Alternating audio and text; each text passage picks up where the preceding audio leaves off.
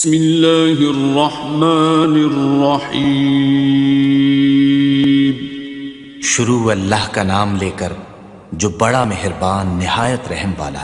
جب لوگ پلٹ کے آ جاتے ہیں تو دو فرشتے آتے ہیں، منکر نکیر ان کے نام ہیں، اور وہ اس کو بٹھا دیتے ہیں اور بٹھا کر کے اس سے 3 سوال پوچھتے ہیں۔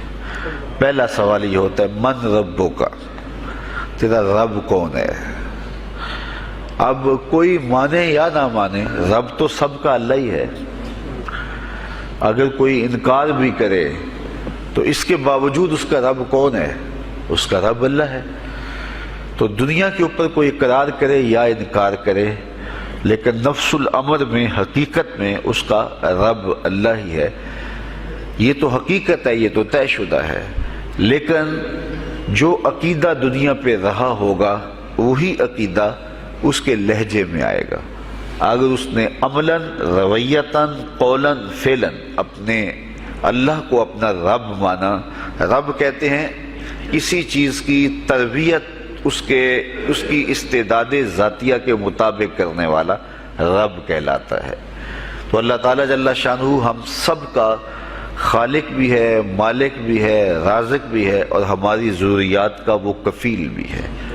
وہ ہمارا رب ہے، اور صرف ہمارا رب ہی نہیں ہے، رب العالمین ہے، پورے جہانوں کا رب ہے، پوری کائنات کا رب ہے۔ خالق بھی سب کا وہی ہے اور رب بھی سب کا وہی ہے۔ جو اسے مانتا ہے اسے بھی رزق دیتا ہے، جو نہیں مانتا تو اس کے لیے بھی رزق کے دروازے بند نہیں کرتا۔ حضرت ابراہیم علیہ السلام کی عادت یہ تھی کہ جب تک کوئی مہمان نہیں آ جاتا تھا اتنی دیر تک کھانا نہیں کھاتے تھے۔ بھوک لگتی تو کوئی مہمان ڈھونڈتے تاکہ اس کے ساتھ بیٹھ کے کھانا کھاؤ۔ کھانا جتنا بھی مرغن اور جتنا بھی جو ہے وہ پرتکلف کیوں نہ ہو، اگر مہمان کے ساتھ کھایا جائے گا تو اس کا قیامت کے دن کوئی حساب نہیں ہوگا۔ تو مہمان کے ساتھ وہ کھانا کھایا کرتے تھے۔ مہمان اللہ کی رحمت ہوتا ہے۔ اچھا، وہ ایک دن مہمان ڈھونڈنے نکلے تو ایک بوڑھا شخص ملا تو اسے اپنے ساتھ گھر میں لے آئے، بٹھایا دسترخوان پہ۔ جب کھانے کا وقت آیا تو کہا کہ اللہ کے نام سے شروع کرو۔ اس نے کہا میں تو اللہ کا نام نہیں لوں گا، میں تو بتوں کا پجاری ہوں، بتوں کو پوجنے والا ہوں۔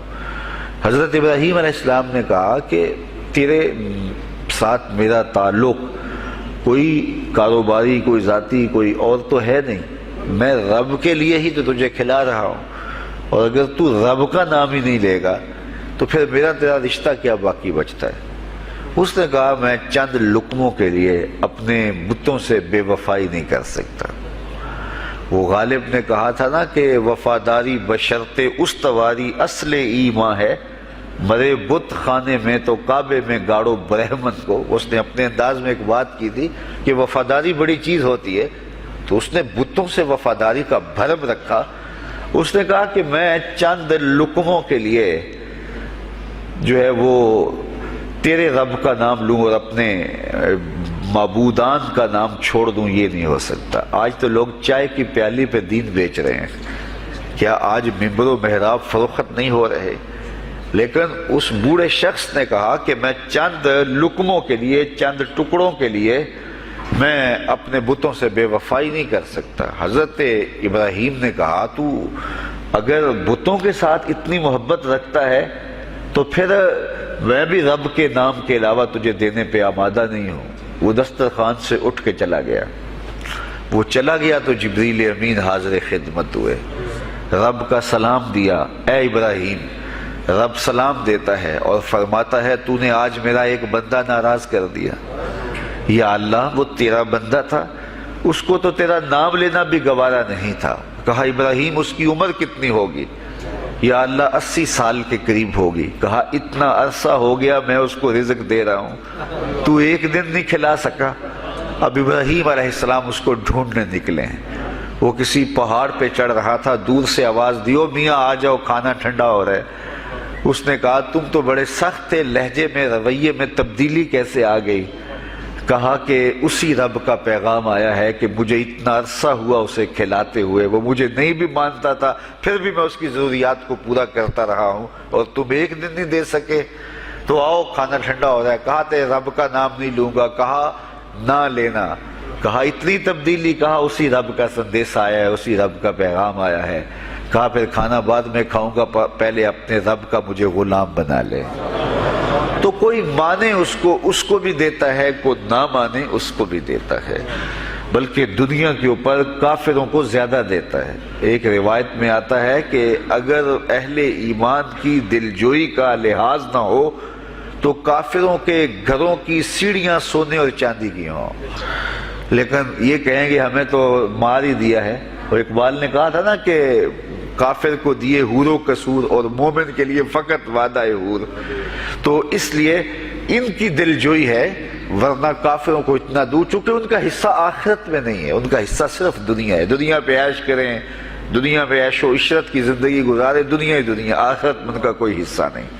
اور مومن کا آخرت میں حصہ ہے، اور دنیا کے اوپر جو تکلیفیں آتی ہیں ان تکلیفوں کا بدلہ اس کو قیامت کے دن دیا جائے گا۔ بلکہ صحیح حدیث میں آتا ہے کہ جب اہل بلا کو ان پر آنے والی مصیبتوں کا صلہ دیا جائے گا تو لوگ آرزو کریں گے کاش ہمارے بدن کو لوہے کی کینچیوں سے کاٹ دیا ہوتا، اور دنیا کے اوپر ہمیں بھی تکلیفیں، اذیتیں، آلام و مصائب آئے ہوتے۔ تو مومن جب اللہ کی طرف سے آنے والی کسی تکلیف کو خندہ پیشانی کے ساتھ قبول کرتا ہے اور اس پہ راضی رہتا ہے اور صبر کا دامن ہاتھ سے نہیں چھوڑتا، واویلا نہیں بچاتا، جزا فضا نہیں کرتا، تو اللہ تعالیٰ نے اس کے لیے اجر رکھا ہے۔ بلکہ رسول کریم نے ارشاد فرمایا مومن کے پاؤں میں جو کانٹا چبھے تو اللہ اس کا بھی مومن کو قیامت کے دن اجر عطا فرمائے گا۔ تو مومن کی زندگی جو ہے وہ بڑی خوبصورت زندگی ہے۔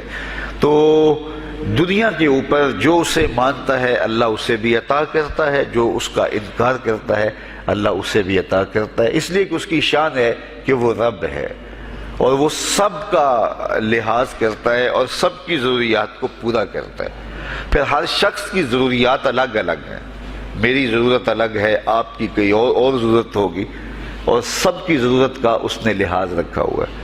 پھر بہائم کی، چوپایوں کی، حشرات الارض کی، پرندوں کی مختلف ضروریات ہیں۔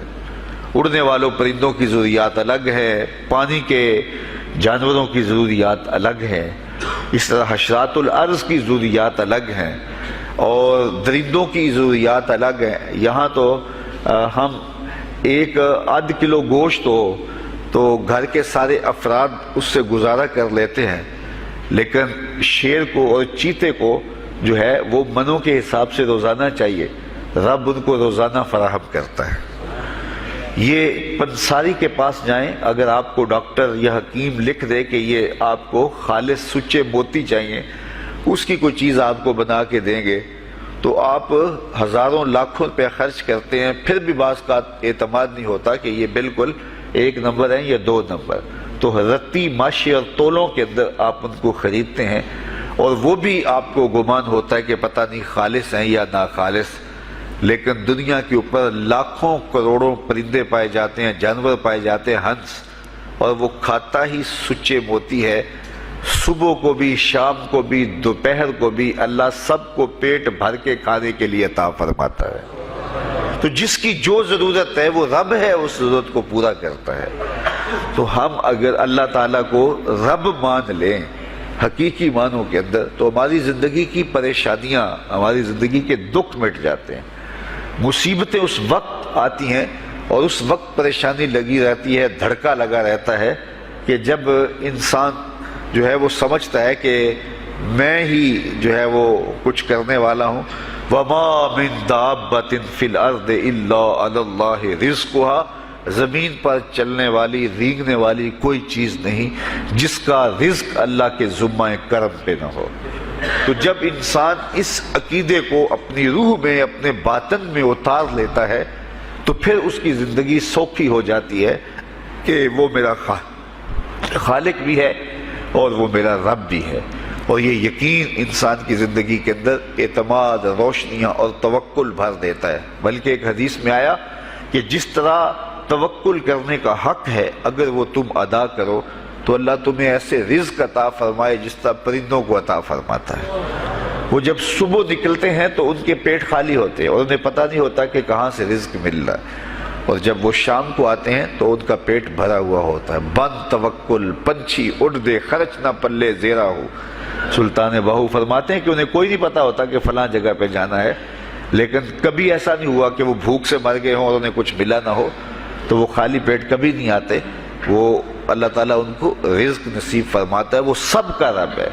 تو اگر ہم اپنے رویے سے، اپنے عمل سے، اپنے عقیدے سے واقعی اللہ کو رب مانتے ہیں تو پھر قبر میں جب سوال ہوگا من ربوں کا، تیرا رب کون ہے، تو پھر کبھی بھی جواب دیتے جھجک محسوس نہیں ہوگی۔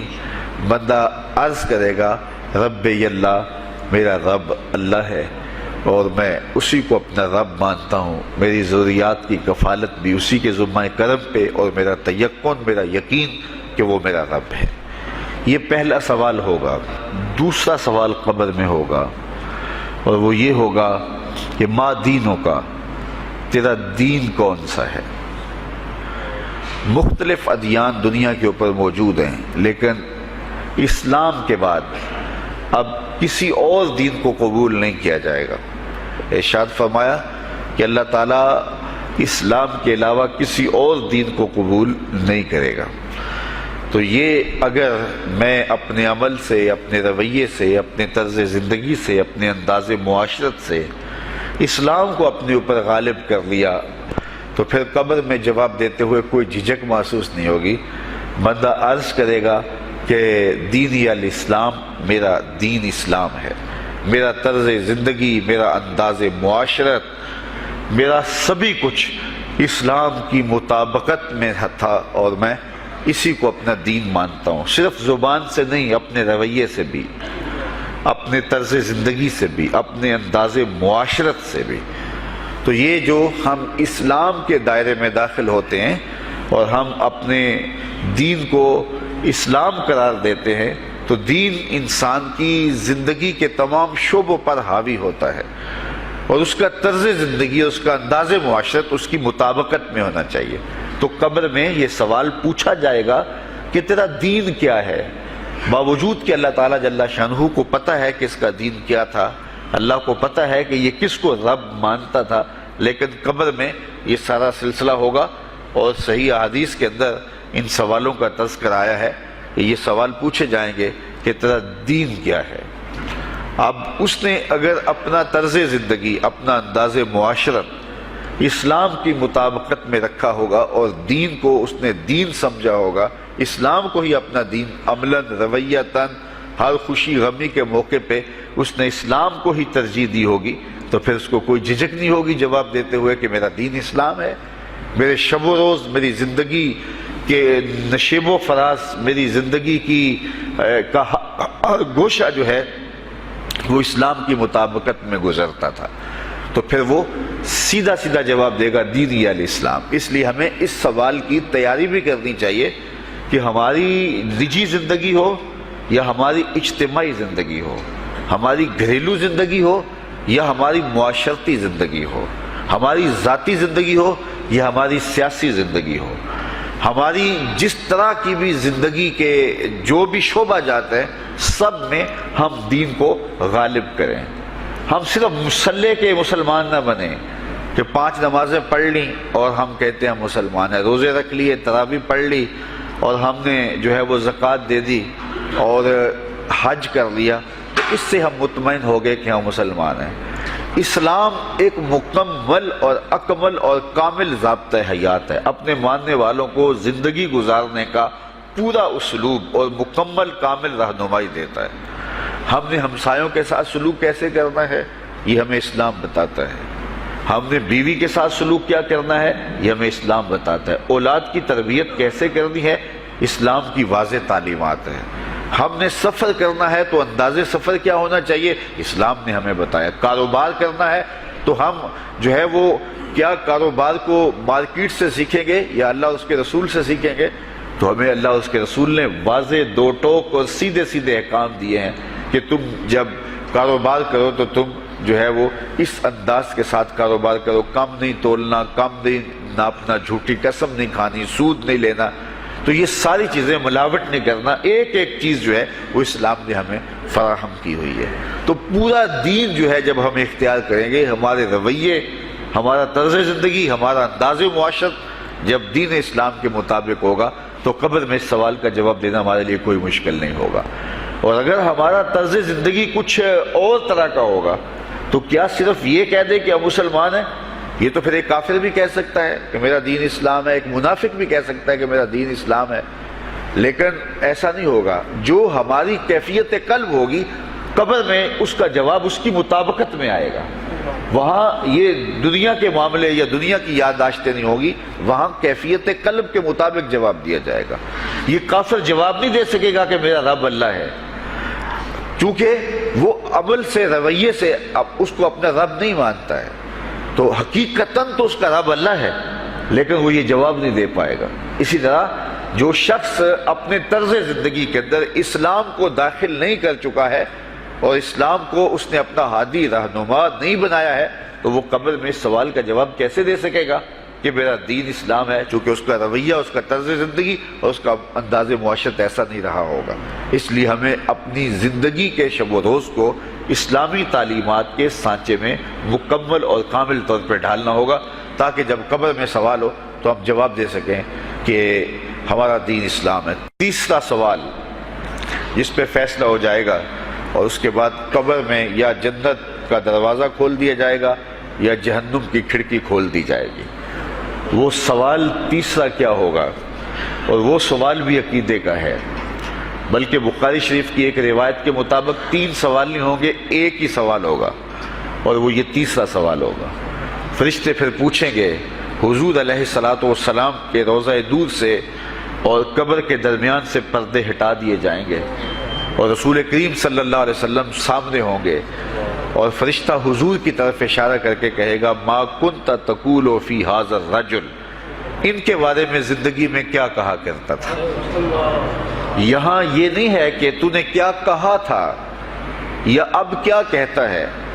جب مضارع کے اوپر کانا یا جو ہے وہ کانا کے مشتقات داخل ہوں تو پھر وہ ماضی استمراری کا جو ہے وہ معنی دیتا ہے۔ تو ما کنت تقول کا معنی یہ ہے کہ تو کیا کہا کرتا تھا، تیرا لہجہ کیا تھا، تیری زبان کیا تھی، ان کے بارے میں تیری رائے کیا تھی، تو کیا بولا کرتا تھا، کیا کہا کرتا تھا۔ تو یہ حضور علیہ الصلوۃ والسلام سامنے ہوں گے اور یہ سوال پوچھا جائے گا۔ اب ابو جہل سے پوچھا جائے گا ما کنت تقول فی ھذا الرجل، تو وہ کہے گا ہے ہاتھ لا ادری، ہائے افسوس میں نہیں جانتا یہ ہیں کون۔ ابو لہب سے پوچھا جائے گا، وہ کہے گا ہے ہاتھ لا ادری، ہائے افسوس میں نہیں جانتا یہ کون ہے۔ اچھا جانتا نہیں تو پتھر کس کو مارتا تھا، جانتا نہیں تو گڑے کس کی راہوں میں کھدواتا تھا، جانتا نہیں تو اوجریاں کس کے اوپر ڈلوایا کرتا تھا۔ آنکھیں پھاڑ پھاڑ کے تو ساری زندگی دیکھتا رہا، لیکن آج ابو جہل قبر میں اترا، حضور کی صورت نورانی سامنے ہے، اور پوچھا گیا کہ یہ کون ہے، یہ نورانی چہرے والے کون ہیں؟ تو ابو جہل کہتا ہے ہائے افسوس میں نہیں جانتا یہ کون ہے۔ اچھا جانتا نہیں تو پھر پتھر کس کو مارتا تھا؟ اللہ اکبر۔ اور 14 صدیاں گزرنے کے بعد ایک مومن لحد میں اترتا ہے اور پردے ہٹا دیے جاتے ہیں، اور منکر نکیر سوال کرتے ہیں عامر چیمہ بتا یہ کون ہے؟ وہ کہتا ہے پیچھے ہٹو، پہلے پائے ناز کو بوسہ تو کر لینے دو، میں تو مر کے پہنچا ہوں یہاں اس دل ربا کے واسطے، یہ تو میرے بخت جاگے کہ وہ میری قبر میں آئے۔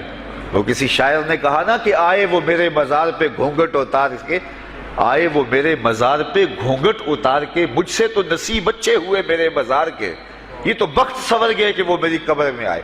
شیخ عبدالحق محدث دہلوی علیہ رحمہ لکھتے ہیں کہ جب سے یہ سنا ہے کہ قبر میں حضور آئیں گے، پتہ نہیں موت کہاں مر گئی ہے، جی چاہتا ہے زندہ ہی قبر میں چلے جائیں۔ تو وہ کہے گا پہلے مجھے پائے ناز کو بوسہ تو کر لینے دو، میں تو زندگی کے بھر میں انتظار ان کا کرتا رہا، اور ان کے بارے میں پوچھ رہے ہو یہ کون ہے؟ ساری زندگی پیر مہر علی شاہ نقشہ بتاتے رہے، مکھ چند بدر شاہ شانی ہے، متھے چمک دی لاٹ نورانی ہے، کالی زلف تے اکھ مستانی ہے، مخمور رکھی ہند مد بھریاں۔ تو وہ فوراً جواب دیتا ہے یہ تو وہی میرے آقا و مولا ہیں جن کے لیے ساری زندگی تڑپتا رہا اور ان کی زیارت کی آرزوئیں اور تمنائیں کرتا رہا۔ اچھا ابو جہل ساری زندگی دیکھتا رہا تو وہ تو جواب نہیں دے پائے گا، وہ کہتا ہائے افسوس میں نہیں پہچانتا یہ کون ہے، ہاتھ لا ادری، مجھے نہیں پتا۔ اور 14 صدیاں گزرنے کے بعد ایک مومن لحد میں اترتا ہے تو وہ فوراً کہتا ہے یہ تو وہی ہیں جن کے لیے زندگی گزار آیا ہوں۔ تو جس نے دیکھا تھا وہ پہچان نہیں سکتا، اور صدیوں بعد جو دنیا کے اوپر آیا وہ فوراً پہچان بھی رہا ہے اور پائے ناز کو بوسے بھی کر رہا ہے، تو پھر اس کا کیا جواب ہوگا؟ تو اس کا جواب علامہ اقبال علیہ رحمہ نے دیا۔ وہ کہتے ہیں قبر میں یہ جو آنکھیں ہیں ان میں تو مٹی پڑی ہوگی، یہ تو بند ہوگی، دل کی آنکھیں کھلی ہوں گی۔ ابو جہل نے ان آنکھوں سے دیکھا تھا، یہ آنکھیں تو اب کھلی نہیں ہیں، تو ان سے وہ کیسے پہچانے گا؟ اور دل کی آنکھوں نے حضور کو دیکھا ہی نہیں تھا۔ اور یہ صدیوں گزرنے کے بعد جو مومن لحد میں اترتا ہے اس کی گو ان آنکھوں نے نہیں دیکھا تھا، لیکن در دل مسلم مقام مصطفیٰ است، مومن کے دل کے ڈیرے کے اندر مومن کے دل میں حضور ہی بستے ہیں، اس لیے اس کی آنکھوں نے، دل کی آنکھوں نے حضور کو دیکھا اور پہچان لیا، اس لیے کہ دل کی آنکھوں نے حضور پہلے بھی دیکھے ہوئے تھے اور دل آرزو میں مچلتا رہا، اس لیے دل کو پہچاننے میں دیر نہیں لگی۔ تو وہاں یہ آنکھ نہیں پہچانے گی، یہ آنکھ پہچانے گی، اس لیے اقبال نے دوسرے مقام پہ کہا دل بینا بھی کر طلب خدا سے کہ آنکھ کا نور دل کا نور نہیں۔ آنکھ کا نور اور ہے، دل کا نور اور ہے۔ تو اگر کوئی شخص دنیا کے اوپر دل کے نور سے بے بہرا رہا، قیامت کے دن یہ آنکھیں اسے فائدہ نہیں دے گی، بلکہ اللہ تعالیٰ نے خود قرآن مجید میں ایک مقام پہ فرمایا من کان فی ہذہ اعمی فہو فی الآخرۃ اعمی واضل سبیلا، جو اس دنیا میں اندھا رہا کل قیامت کے دن بھی نابینا اٹھایا جائے گا۔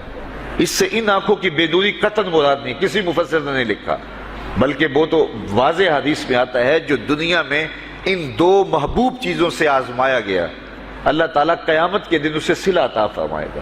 یہ جو دنیا کے اوپر نابینا ہوتے ہیں، نابینا ہو جاتے ہیں یا پیدائشی نابینا ہوتے ہیں، تو یہ دنیا کی لذتوں سے اور دنیا کے نفعوں سے لطف اندوز نہیں ہو پاتے۔ یہ بہت بڑی آزمائش ہے، جہان اندھیر ہوتا ہے ان کے لیے، لیکن قیامت کے دن اللہ تعالیٰ اس کا بہتر صلہ ان کو عطا فرمائے گا جو دو ان محبوب چیزوں سے آزمایا گیا۔ تو اگر وہ دنیا پہ اندھا تھا اور حقیقی طور پہ، اور قیامت کے دن بھی اندھا اٹھایا جائے گا، یہ تو پھر مناسب نہیں ہوگا۔ تو یہ جو قرآن نے کہا جو دنیا میں اندھا رہا وہ قیامت میں بھی اندھا اٹھایا جائے گا، تو اس سے ان آنکھوں کی بے نوری قطعاً مراد نہیں ہے، اس سے دل کی بے نوری مراد ہے۔ تو دل اگر بینا ہوا، دل اگر روشن ہوا، تو پھر قبر کے اندر بھی دل دے دیوے دی روشنائی جاوے وچ زمینہ، تو پھر وہ معرفت رسول کا سبب ہوگا دل کا اجالا، اور پھر حشر کے اندر بھی جو ہے وہ دل کی آنکھیں روشن ہوں گی۔ تو جس نے اپنے قلب کو نور معرفت سے، نور ایمان سے اور نور محبت سے منور نہیں کیا ہے، تو وہ قبر کے اندر، حشر کے اندر نابینا ہی اٹھایا جائے گا، اور یہ قرآن کی صریح نص ہے۔ تو اب ابو جہل نے ان آنکھوں سے دیکھا ہے، لیکن جب سوال ہوتا ہے بتاؤ یہ کون ہے، تو وہ کہتے ہیں ہے ہاتھ لا ادری، افسوس میں نہیں جانتا۔ اور صدیاں گزرنے کے بعد ایک مومن لحد میں اترتا ہے، ظاہری ملاقات بھی نہیں ہے، جب اس سے پوچھا جاتا ہے یہ کون ہے، تو وہ کہتا ہوا محمد صلی اللہ علیہ وسلم، یہ تو وہی آقا ہیں جن کے لیے ساری زندگی، جن کے تذکروں کی خوشبو سونگھتا رہا ہوں، تو مجھے تو جو ہے وہ ان کے پائے ناز کو بوسہ کر لینے دو۔ تو بتاؤ اس کے دل کی آنکھوں نے حضور کی معرفت حاصل کی اور حضور کو پہچان لیا، تو دل بینا بھی کر طلب خدا سے کہ آنکھ کا نور دل کا نور نہیں۔ تو حضور علیہ الصلوۃ والسلام کے حوالے سے جب سوال ہوگا، اگر اس سوال کا جواب نہیں آیا تو پھر جہنم کی کھڑکی کھول دی جائے گی، اور اگر اس سوال کا جواب آیا تو پھر جنت کے دروازے کشادہ کر دیے جائیں گے، اور جنت کی ٹھنڈی ہوائیں اس کی قبر میں آ جائیں گی، بلکہ حدیث میں آتا اسے کہا جائے گا کہ نم کنومت العروس، ایسے سو جا جس طرح دلہن سوتی ہے۔ اور وہاں سے لے کر کے حشر تک کا سفر جو ہے اس کے لیے بہت لمبا سفر نہیں ہوگا، وہ ایسے ہوگا کہ جو ہے وہ ایک خوبرو کے گلے سے ہار گرے گا اور وہ موتی ٹوٹ کے گر جائیں گے، اور وہ اس کو چننے میں مصروف ہو جائے گا، ابھی سارے موتی چن نہیں پائے گا کہ قیامت آ جائے گی۔ یہ مومن کے لیے اللہ نے آسانی رکھی، 50,000 سال کا دن ہوگا یوم محشر، لیکن جو مومن ہوگا اس کے لیے حشر کا اتنا بڑا دن ایسے ہوگا جتنا عصر کا وقت ہوتا ہے، تو اتنے تھوڑے وقت میں اس کے لیے گزر جائے گا۔ تو یہ 3 سوال قبر میں پوچھے جانے ہیں، ہر شخص سے پوچھے جانے ہیں، مومن سے بھی پوچھے جانے ہیں اور کافر سے بھی اور منافق سے بھی۔